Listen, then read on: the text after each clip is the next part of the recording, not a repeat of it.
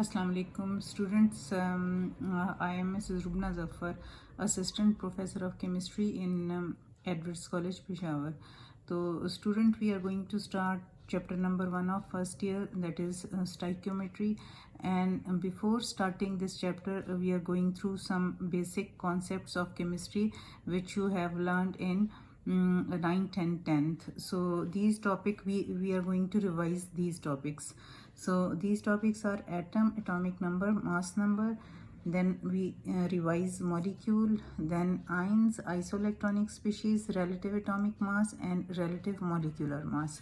First we will revise these topics and then we are going to start our chapter number 1. Now first of all we start with the with atom.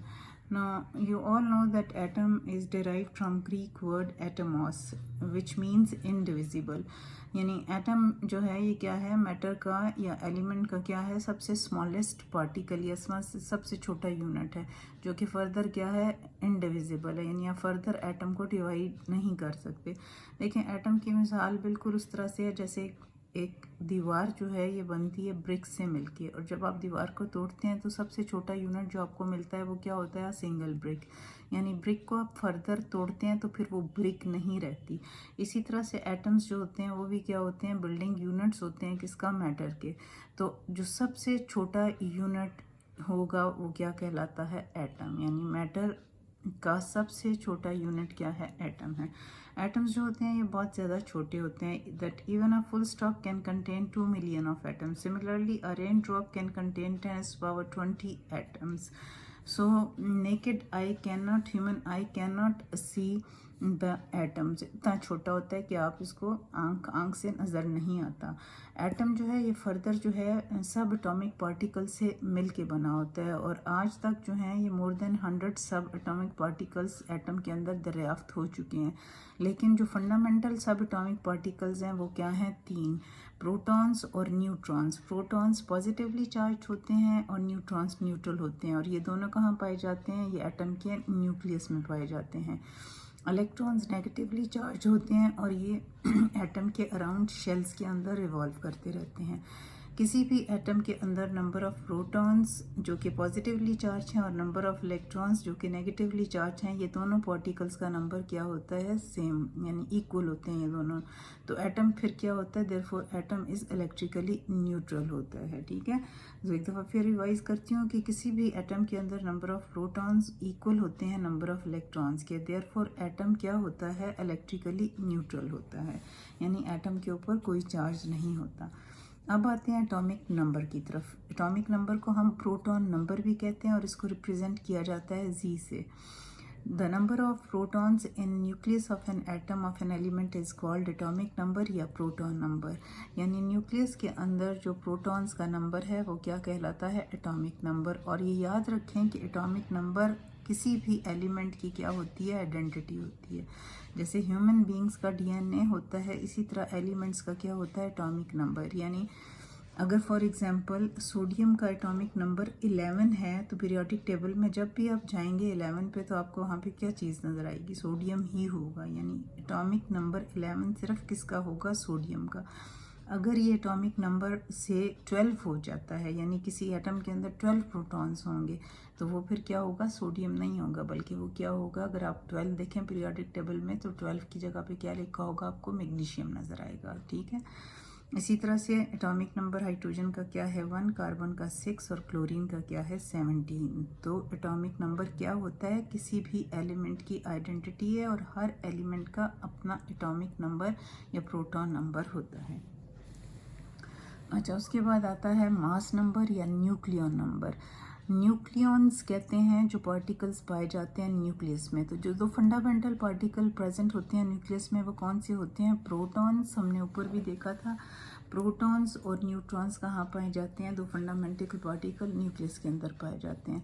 तो mass number क्या होता है, mass number या nucleon number को represent करते हैं A से, और ये क्या होता है, it is sum of protons and neutrons present in the nucleus of an atom. जैसे for example mass number of oxygen क्या है, 16। तो इसका मतलब क्या होगा कि ऑक्सीजन के न्यूक्लियस के अंदर क्या होंगे, 8 प्रोटॉन्स होंगे और 8 न्यूट्रॉन्स होंगे, ठीक है, क्योंकि उसका मास नंबर क्या है 16। यानी इन दोनों को जब आप ऐड करते हैं तो आपके पास क्या आ जाता है 16। सो इसका ऑक्सीजन का मास नंबर क्या है 16। यानी इसमें न्यूक्लियन नंबर यानी न्यूक्लियंस जो प्रेजेंट है फंडामेंटल वो प्रोटॉन और न्यूट्रॉन से, जिनका नंबर 8 है। अच्छा, किसी भी जर्नल एलिमेंट को अगर रिप्रेजेंट करना हो तो जी को नीचे लिखा जाता है और ए को ऊपर लिखा जाता है। जी क्या शो करता है, ये शो करता है एटॉमिक नंबर को, ये शो करता है एटॉमिक नंबर को, और ए किसे रिप्रेजेंट करता है, ए रिप्रेजेंट करता है मास नंबर को। तो जब एलिमेंट्स को लिखा होता है पीरियोडिक टेबल में तो जो as a subscript left side पे होगा वो क्या होगा, वो नंबर क्या होगा एटॉमिक नंबर, और जो ऊपर होगा as a superscript left side पे वो क्या होगा मास नंबर। इसी तरह से देखें कार्बन 6 12 है तो 6 क्या है कार्बन का एटॉमिक नंबर या प्रोटॉन नंबर, और 12 क्या है मास नंबर। हीलियम में देखें 2 और 4 लिखा है तो 2 हीलियम का क्या है एटॉमिक नंबर और 4 क्या है इसका मास नंबर। इसी तरह से ऑक्सीजन में देखें आप, ऑक्सीजन का 8 क्या होगा एटॉमिक नंबर और 16 क्या होगा मास नंबर, ठीक है। अब इनसे हम नंबर ऑफ प्रोटॉन्स, इलेक्ट्रॉन्स और न्यूट्रॉन्स भी कैलकुलेट कर सकते हैं अगर हमें किसी का एटॉमिक नंबर, किसी एलिमेंट का एटॉमिक नंबर और मास नंबर पता हो। जैसे देखें सोडियम का एटॉमिक नंबर क्या है 11 और मास नंबर क्या है 23। अच्छा, एटॉमिक नंबर हमने अभी ऊपर पढ़ा था कि नंबर ऑफ प्रोटॉन्स के इक्वल होते हैं, ठीक है। एटॉमिक नंबर और नंबर ऑफ प्रोटॉन्स सेम। तो नंबर ऑफ प्रोटॉन्स अगर एटॉमिक नंबर 11 है तो नंबर ऑफ प्रोटॉन सोडियम के अंदर कितने होंगे 11, क्योंकि उसका प्रोटॉन नंबर क्या है 11 है या एटॉमिक नंबर क्या है 11 है। अच्छा, क्योंकि सोडियम न्यूट्रल एटम है, इस पर कोई चार्ज यहाँ पे नहीं है, तो इसका मतलब क्या होगा कि नंबर ऑफ प्रोटॉन्स और इलेक्ट्रॉन्स, हमने ऊपर अभी पढ़ा था कि किसी भी न्यूट्रल एटम के अंदर नंबर ऑफ प्रोटॉन्स और नंबर ऑफ इलेक्ट्रॉन्स क्या होते हैं इक्वल होते हैं। तो अगर प्रोटॉन सोडियम के अंदर 11 है तो इलेक्ट्रॉन्स भी कितने होंगे 11 होंगे। So number of electron sodium atom के अंदर कितने हैं 11 है। अब नंबर ऑफ न्यूट्रॉन्स के कैसे कैलकुलेट कर देंगे आप, मास नंबर में से सब्ट्रैक्ट करेंगे एटॉमिक नंबर को, यानी A minus Z. Number of neutrons किसके इक्वल होगा atomic number, mass number minus atomic number, यानी ए माइनस जी।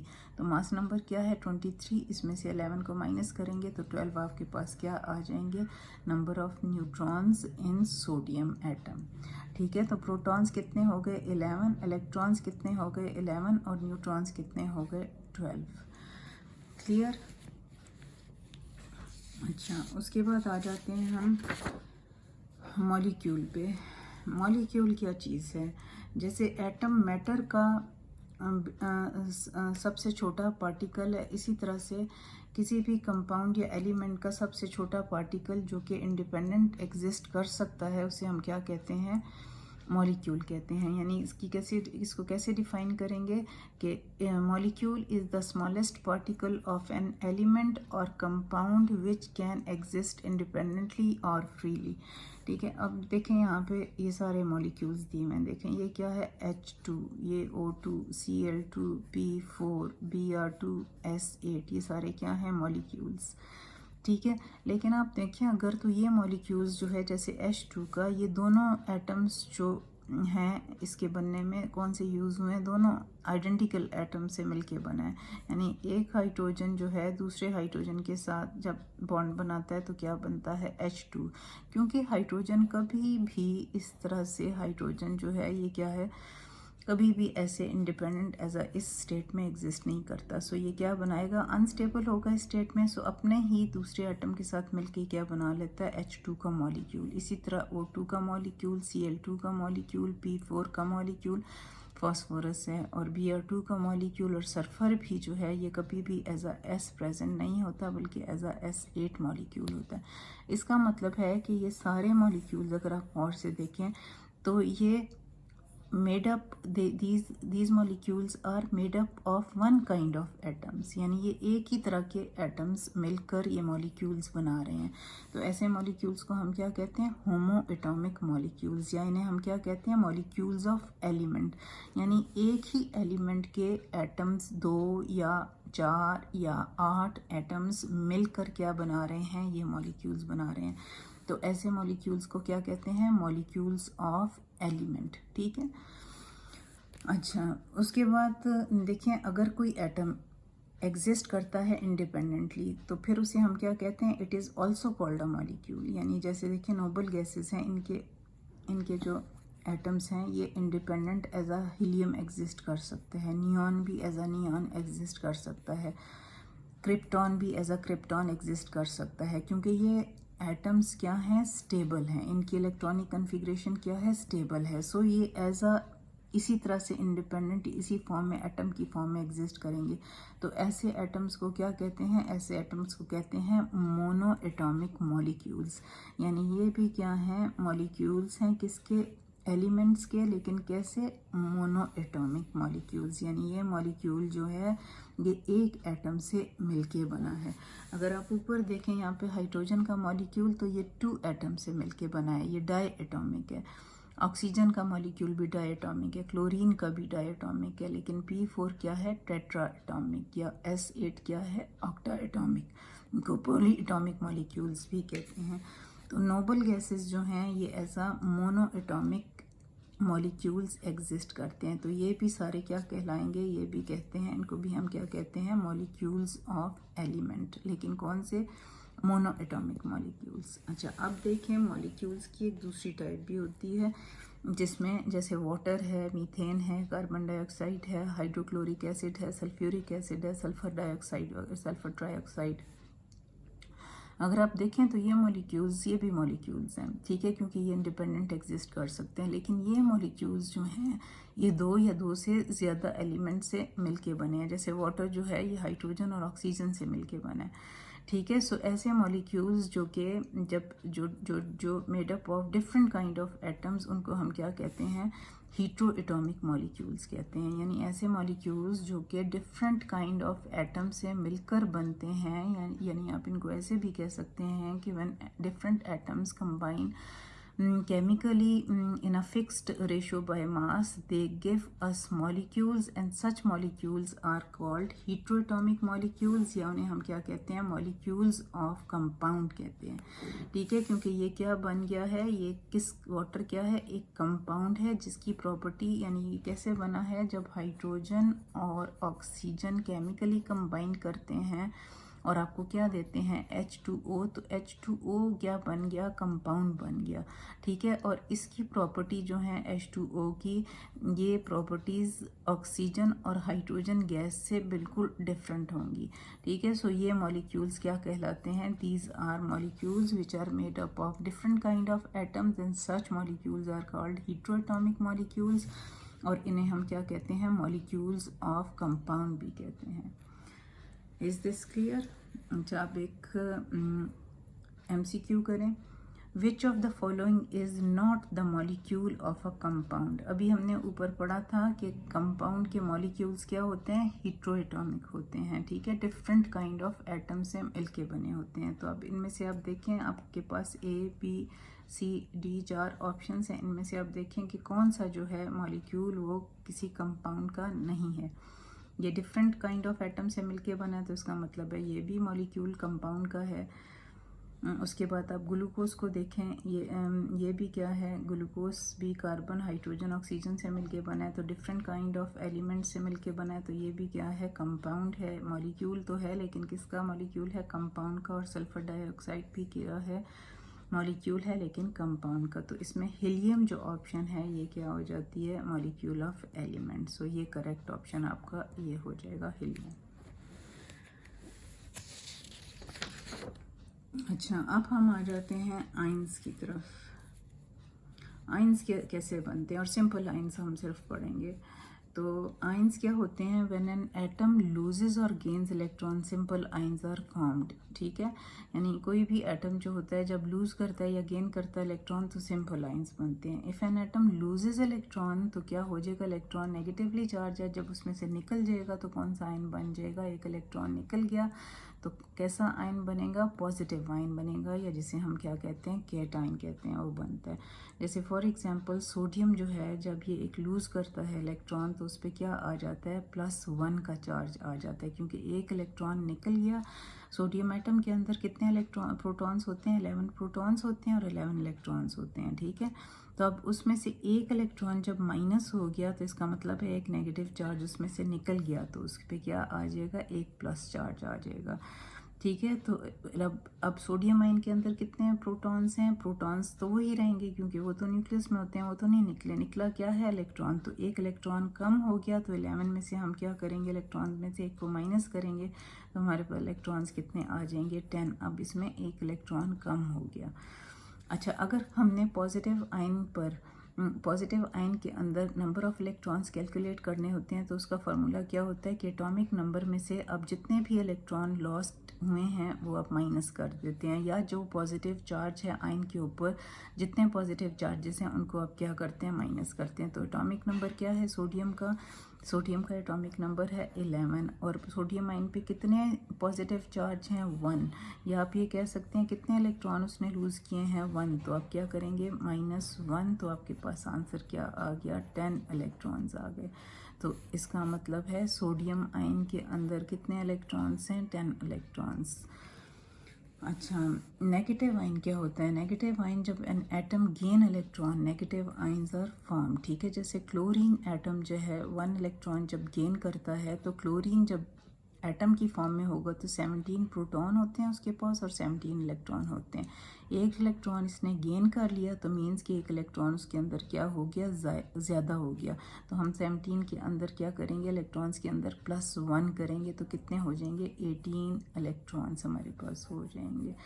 ये आप याद रखेंगे कि जब भी एटम जो है ये लूज़ करता है इलेक्ट्रॉन या गेन करता है इलेक्ट्रॉन, तो प्रोटॉन्स का नंबर पे कोई फ़र्क नहीं पड़ता, सिर्फ इलेक्ट्रॉन्स जो हैं वो कम होते हैं या ज़्यादा होते हैं। नेगेटिव आयन जब बनते हैं तो इलेक्ट्रॉन का नंबर ज़्यादा होता है, और पॉजिटिव आयन जब बनते हैं तो इलेक्ट्रॉन का नंबर क्या होता है, कम होता है, ठीक है। तो आपने क्या किया, क्लोरीन के अंदर 17 इलेक्ट्रॉन थे, एक उसने गेन किया तो आपने 1 उसमें ऐड किया, तो आपके पास कितने इलेक्ट्रॉन्स हो गए, सोडियम क्लोराइड आयन में 18 इलेक्ट्रॉन्स।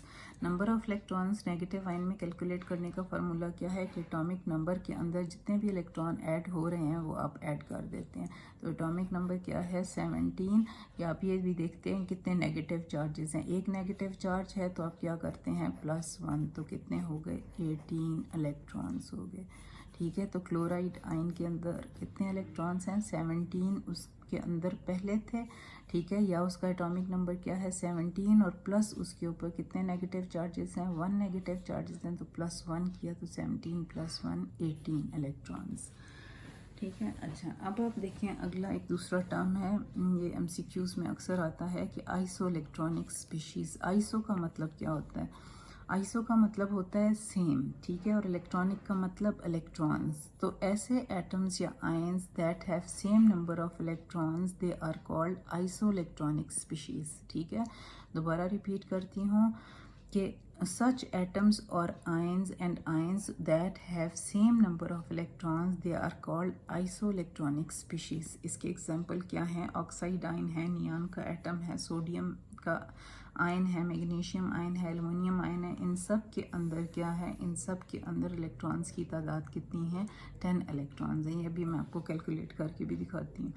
इसी तरह से सल्फाइड आयन को देखें, क्लोराइड आयन को देखें, आर्गन एटम को देखें, पोटेशियम आयन को देखें, कैल्शियम आयन को देखें, स्कैंडियम आयन को देखें, तो इन सब में कितने इलेक्ट्रॉन्स हैं, 18 इलेक्ट्रॉन्स। ये मैं आपके सामने कैलकुलेट भी कर देती हूँ।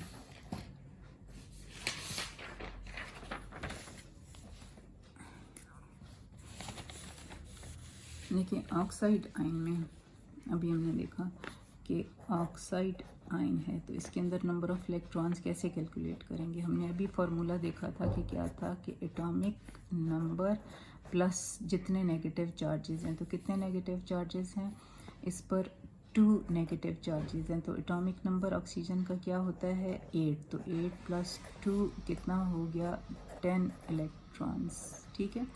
तो ऑक्साइड आयन के अंदर कितने इलेक्ट्रॉन्स हो गए, 10 इलेक्ट्रॉन्स। उसके बाद आप देखें यहाँ पे एग्जांपल हमारा क्या था, एग्जांपल के अंदर हमारे पास था नियॉन का एटम था, ठीक है, नियॉन का एटम था, नियॉन था, ठीक है, ये देखिए नियॉन था।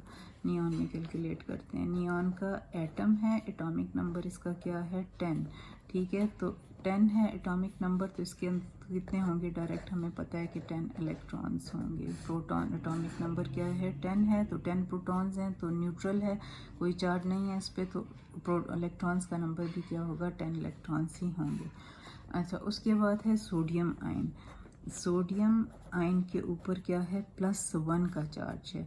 तो फार्मूला के अकॉर्डिंग क्या करेंगे आप, एटॉमिक नंबर के अंदर से आपने क्या करना है माइनस, क्योंकि पॉजिटिव चार्ज है, इलेक्ट्रॉन लूज़ किया है, कितने इलेक्ट्रॉन लूज़ किए हैं +1 है, तो क्या करेंगे माइनस, आप क्या करेंगे 1 करेंगे।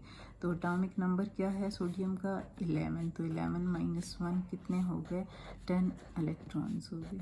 तो इसके अंदर भी क्या है 10 इलेक्ट्रॉन्स हैं, ठीक है। सोडियम को देखें एक दफ़ा फिर, सोडियम के ऊपर क्या चार्ज है, सोडियम आयन पे +1 का चार्ज है। सोडियम का एटॉमिक नंबर में से -1 करेंगे, क्योंकि एक इलेक्ट्रॉन लूज़ किया, या इस पे कितने पॉजिटिव चार्जेस हैं 1 पॉजिटिव चार्ज है, सो एक क्या करेंगे माइनस करेंगे। तो 11 इसका एटॉमिक नंबर है सोडियम का, -1 करेंगे तो हमारे पास क्या आ जाएंगे 10 इलेक्ट्रॉन्स। उसके बाद अगला एग्जाम्पल था मैग्नीशियम आयन का। मैग्नीशियम आयन का भी कर लेते हैं।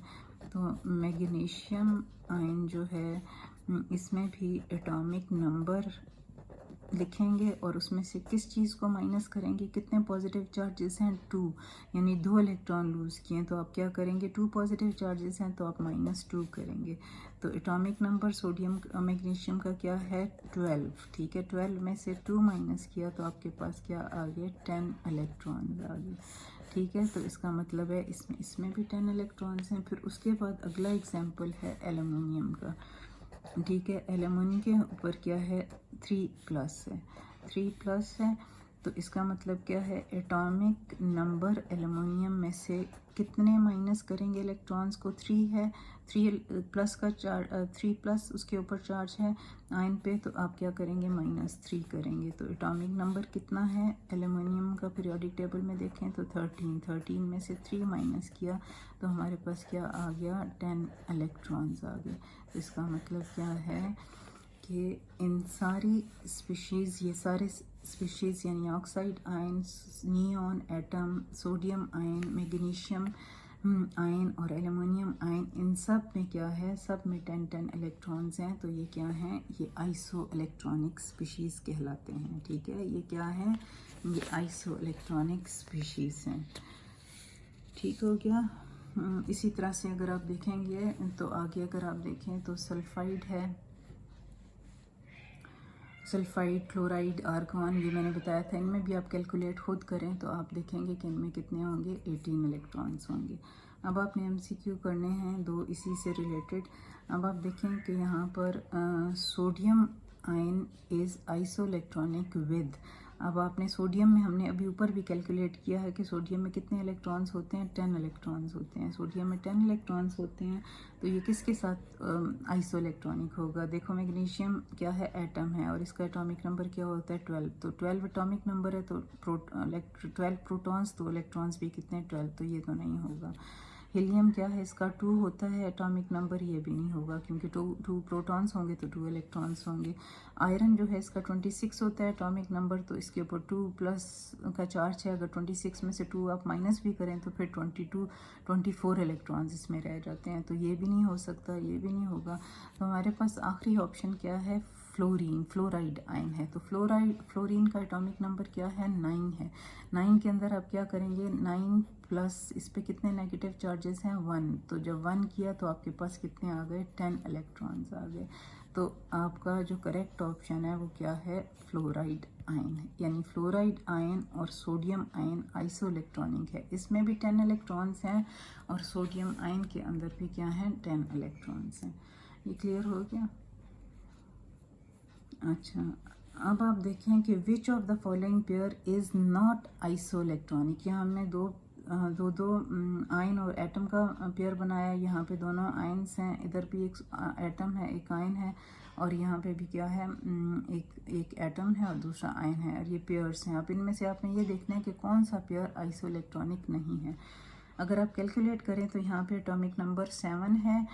7 किसका है? नाइट्रोजन का। 7 में आप 3 नेगेटिव है तो क्या करेंगे? ऐड। तो 7 + 3 कितने हो गए? 10 इलेक्ट्रॉन्स हो गए। तो 10 इलेक्ट्रॉन्स इसमें है। नियॉन का एटॉमिक नंबर 10 है तो इसमें भी 10 इलेक्ट्रॉन्स। तो ये दोनों क्या हो जाएंगे? ये दोनों तो आइसो इलेक्ट्रॉनिक है।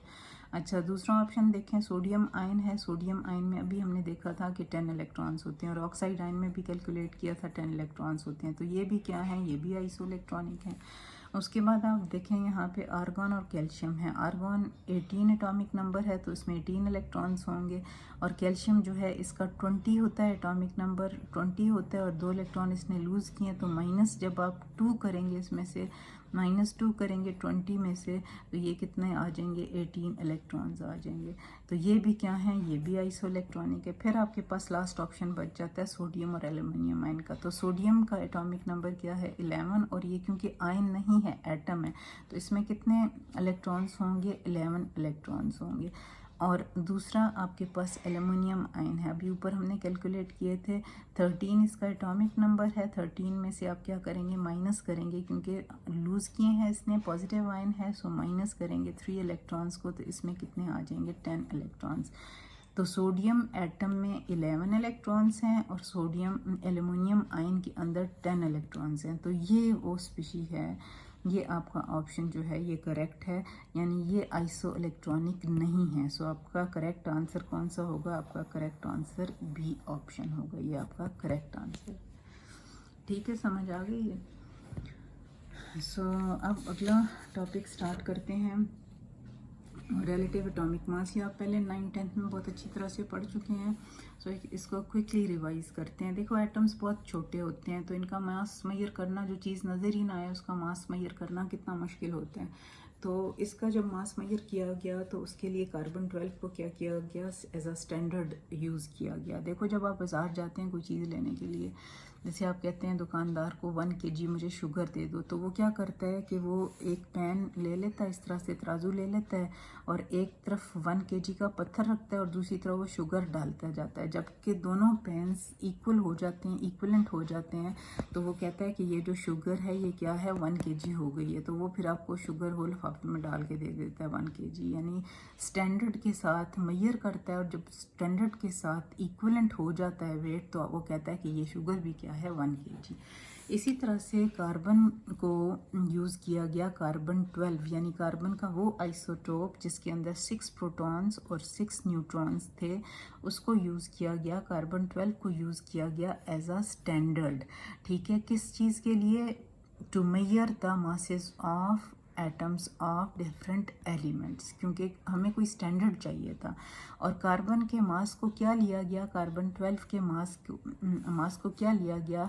ये कहा गया कि जो mass of 1 atom of carbon 12 है, यानी कार्बन 12 का एक एटम जो है उसका मास कितना है? 12 AMU। AMU क्या किस चीज़ का एब्रीवेशन है? एटॉमिक मास यूनिट, यानी कार्बन का एक एटम 12 AMU के बराबर है। ये स्टैंडर्ड इसको मान लिया गया। समझ आ गई? अच्छा, अब जब स्टैंडर्ड मान लिया गया, अब यहाँ पे इस कार्बन 12 को स्टैंडर्ड के तौर पर इस तराजू के इस पैन में रख दिया गया, और दूसरी तरफ कार्बन 12 का एक और एटम रखा गया। तो ये दोनों क्या थे? इक्विवेलेंट थे। दोनों पलड़े क्या थे? बराबर थे। तो इसका मतलब क्या था? दोनों का मास क्या था? सेम था। यानी हमने क्या कहा कि 1 कार्बन एटम किसके बराबर है? 12 AMU के बराबर है।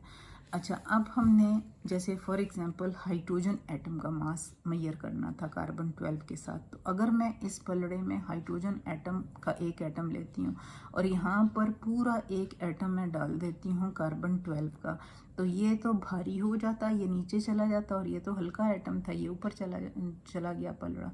तो मैं तो नहीं कर सकती थी मेजर। तो मैं क्या किया गया कि कार्बन के एक एटम को 12 छोटे छोटे यूनिट्स में तोड़ा गया, डिवाइड कर दिया गया। ये हाइपोथेटिकल है, यानी ठीक है, थ्योरेटिकल है। इसको 12 छोटे छोटे यूनिट्स में डिवाइड कर दिया गया कार्बन के एक एटम को, और हर यूनिट को क्या नाम दिया गया? हर यूनिट को नाम दिया गया, यानी ये सारे जब मिला लो तो ये 12 AMU थे, और जब आप एक को कंसिडर करेंगे 1 AMU कहेंगे।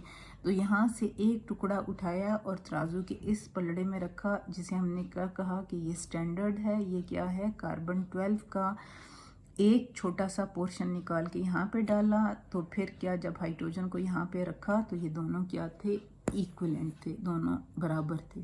ठीक है, यानी 1 AMU ऑफ कार्बन 12 जो था वो इक्विवेलेंट था हाइड्रोजन के। तो हमने क्या कहा कि 1 हाइड्रोजन एटम जो है उसका क्या मास है, 1.008 AMU, यानी एटॉमिक मास यूनिट क्या है, यूनिट है मास को मेजर करने का। तो फिर इसका मतलब क्या है कि रिलेटिव एटॉमिक मास को आप कैसे डिफाइन करते हैं। Relative atomic mass is defined as the mass of one atom of an element compared with the mass of 1/12 of carbon 12। जैसे यहाँ पे हाइड्रोजन का जब मास मेजर किया तो हमने 1/12 ऑफ कार्बन 12 के साथ उसका मास मेजर किया, कंपेयर किया। ठीक है, अब फॉर एग्जांपल अगर मुझे करना है ऑक्सीजन एटम का मास, फर्ज करो यहाँ पे हाइड्रोजन नहीं है, ये ऑक्सीजन का मैं एटम ले लेती हूँ। ऑक्सीजन का एटम जब मैं ले लूँगी तो मैं ये 12 छोटे छोटे यूनिट्स तो पूरे डालूँगी, लेकिन उसके अलावा मैं क्या करूँगी, यहाँ पे 12 यूनिट्स डालने के अलावा मैं क्या करूँगी, 2-4 यूनिट्स और भी डालूँगी। यानी टोटल मैं यहाँ पे कितने यूनिट्स रखूँगी, तो ये दोनों पेन बराबर होंगे। अगर मैं यहाँ पे ऑक्सीजन रहती हूँ, यहाँ पे मैं 16 AMU यानी छोटे छोटे ये 16 यूनिट्स यहाँ पे डालूँगी, तो तब एक ऑक्सीजन एटम के बराबर वो होगा। तो फिर मैं क्या कहूँगी कि 1 ऑक्सीजन एटम कितने AMU के बराबर है, 16 AMU के बराबर है। Is this clear. इसी तरह से 1 मैग्नीशियम एटम कितने AMU के बराबर है, 24 AMU के बराबर है। यानी इन छोटे छोटे पीसेस को अब मैं 24 पीसेस में यहाँ पे रखूँगी, तो एक मैग्नीशियम एटम यहाँ पे आएगा, तो दोनों का मास क्या हो जाएगा, दोनों पेन्स इस तरह से इक्विवेलेंट हो जाएंगे। ठीक है, तो इसे हम क्या कहते हैं, रिलेटिव एटॉमिक मास कहते हैं। रिलेटिव का मतलब क्या होता है, कंपेयर करना, यानी रेशो होना मास की। तो फिर अब दोबारा देखें, रिलेटिव एटॉमिक मास को कैसे डिफाइन किया जाता है, the mass of an atom of an element compared with the mass of 1/12 of carbon 12। Is this clear. अच्छा, नेक्स्ट आ जाए रिलेटिव मॉलिक्यूलर मास। देखो रिलेटिव मॉलिक्यूलर मास किसका होगा, नाम से ही पता चल रहा है, किसी भी मॉलिक्यूल का। ठीक है, मॉलिक्यूल यानी वो मॉलिक्यूल जो एज अ इंडिपेंडेंट एक मॉलिक्यूल के तौर पे एग्जिस्ट कर सकता है, उसका मास क्या कहलाता है, रिलेटिव मॉलिक्यूलर मास। और ये कैसे मिलेगा, जब हम MR of a compound is the sum of AR of all the atoms in a molecule of a compound. जैसे MR ऑफ सल्फ्यूरिक एसिड कैसे आप लेंगे, AR ऑफ 2 हाइड्रोजन एटम्स, ठीक है, AR ऑफ सल्फर, फिर उसके बाद AR ऑफ 4 हाइड्रोजन एटम्स है ना, तो 4 into AR of oxygen atoms, 4 oxygen atoms. ठीक है, तो 2 इंटू 1 हाइड्रोजन का एटॉमिक मास क्या है, रिलेटिव 1। 32 किसका रिलेटिव एटॉमिक मास है, सल्फर का। और कितने एटम्स हैं यहाँ पे ऑक्सीजन के, 4, तो 4 को मल्टीप्लाई करेंगे 16 से। 16 क्या है, ऑक्सीजन का रिलेटिव एटॉमिक मास। इन सबको जब आप ऐड करेंगे तो आपके पास 98 AMU आते हैं। तो या तो आप 98 AMU लिखते हैं, और या आप सिर्फ 98 भी लिखें तो फिर भी ठीक है, क्योंकि ये रिलेटिव एटॉमिक मास है, रेशो है, तो यूनिट ना भी हो तब भी ठीक है। अच्छा, अब आ जाए लास्ट हमारा जो टॉपिक आता है वो है, लास्ट आ जाएगा हमारे पास relative formula mass. Relative formula mass जो होता है ये आयनिक कंपाउंड्स के लिए यूज़ किया जाता है, क्योंकि आयनिक कंपाउंड्स आप सबको पता है कि क्रिस्टलेटस की फॉर्म में एग्जिस्ट करते हैं। एक बड़ा सा क्रिस्टल होता है जिसमें बहुत सारे आयन्स जुड़े हुए होते हैं आपस में। तो सबसे जो, जैसे सोडियम क्लोराइड जो है ये आयनिक कंपाउंड है, तो सोडियम क्लोराइड का आयनिक क्रिस्टल होता है। सो इस क्रिस्टल के अंदर जो सबसे छोटा एक यूनिट सोडियम क्लोराइड का होगा उसे क्या कहते हैं, फार्मूला यूनिट कहते हैं, मॉलिक्यूल नहीं कहते। जो कोवेलेंट कंपाउंड्स होते हैं उनको उन कंपाउंड्स का जो एक सिंगल छोटा पार्ट होता है, जैसे सल्फ्यूरिक एसिड, ये क्या कहलाता है, मॉलिक्यूल। लेकिन आयनिक कंपाउंड का जो एक छोटा यूनिट होता है उसे कहते हैं हम फार्मूला यूनिट। ठीक है, और इसके मास को हम क्या कहते हैं, आयनिक कंपाउंड के मास को रिलेटिव फार्मूला मास। और तरीका इसका वही होता है कैलकुलेट करने का। रिलेटिव फार्मूला मास क्या होगा, जैसे सोडियम क्लोराइड का relative atomic mass of sodium plus relative atomic mass of chlorine. तो 23 किसका रिलेटिव एटॉमिक मास है, सोडियम का, और 35.5 किसका रिलेटिव एटॉमिक मास है, क्लोरीन का। इन दोनों को जब आप ऐड करेंगे तो आपके पास क्या आ जाएगा, 58.5 AMU या आप कह देते हैं खाली 58। अगर क्योंकि ये रिलेटिव फार्मूला मास है तो रिलेटिव मींस रेशो है, तो यूनिट ना भी लिखो तब भी ठीक है। तो 58.5 आप कह सकते हैं ये क्या है, रिलेटिव फार्मूला मास है किसका, सोडियम क्लोराइड का। इसी तरह से आप कॉपर सल्फेट का खुद कैलकुलेट करें, ठीक है। सो ये आज का लेक्चर था जिसमें हमने सारे वो टॉपिक्स रिवाइज़ किए जो आप 9th-10th में पढ़ चुके हैं। अब जो नेक्स्ट लेक्चर होगा वो हमारा इंशाल्लाह हम स्टिशियोमेट्री जो चैप्टर नंबर 1 है उससे स्टार्ट लेंगे, ठीक है। ओके, अल्लाह हाफिज़ स्टूडेंट।